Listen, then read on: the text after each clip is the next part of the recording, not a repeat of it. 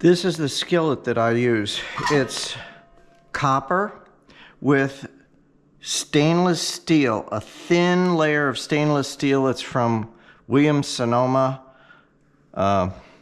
made in France. And I'm heating it up on the lowest heat possible to make sure that it's evenly heated. And while that's heating up, we're going over here to prepare some slices of mushrooms.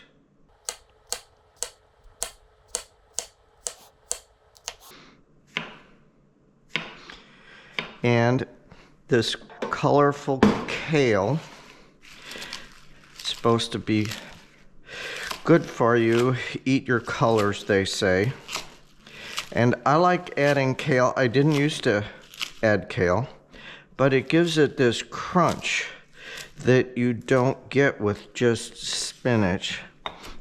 And it's supposed to be amazingly good for us.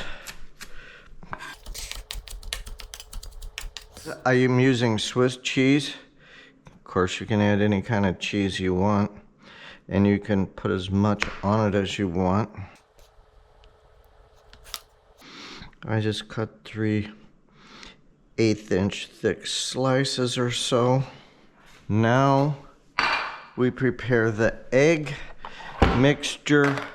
I simply splash some milk in here,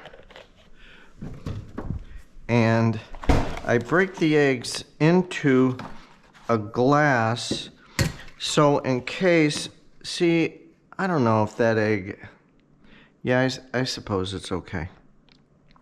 Well, let's say it's not any good and there were eggs in there. I don't want to contaminate my egg mixture with bad eggs, so this is why I break the eggs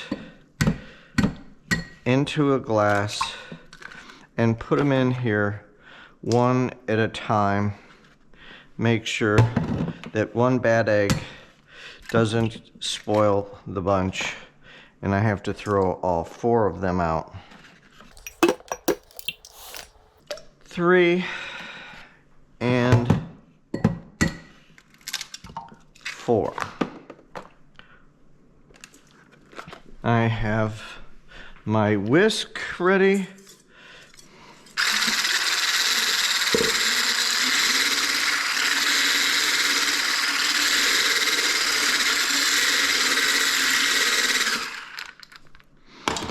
Now, I used to use coconut oil.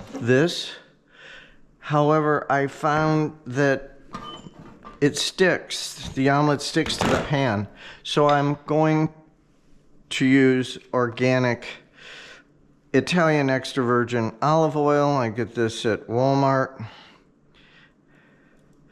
I just cleaned this pan, so it's brand new. It's likely to stick with it having been just cleaned. If there's too much oil, sometimes I just pour it off, but I'm not going to for this. It's less likely to stick. And there should be a slight sizzle, which there is.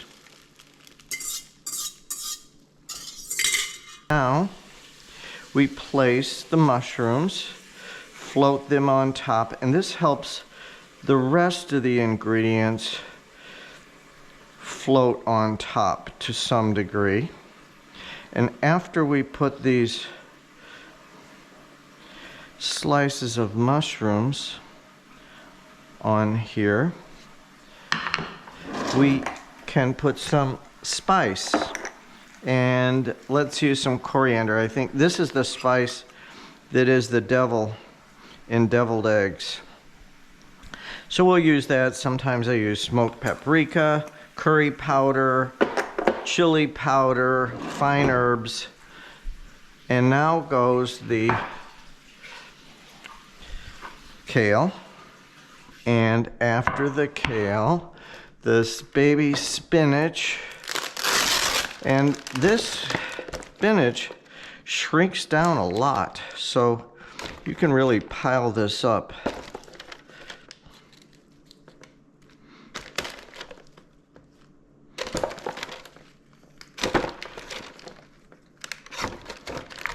Now I put the cheese on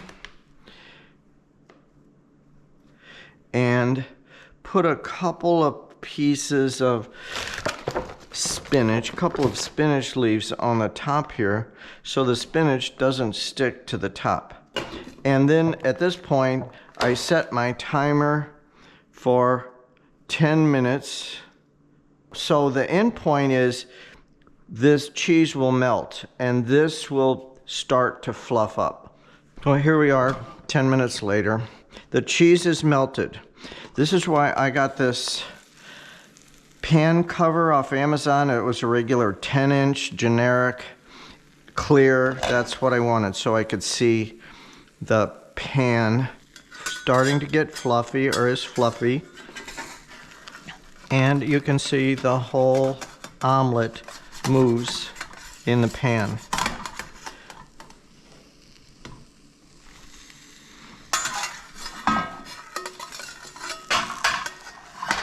And that's how you do a non-stick omelet.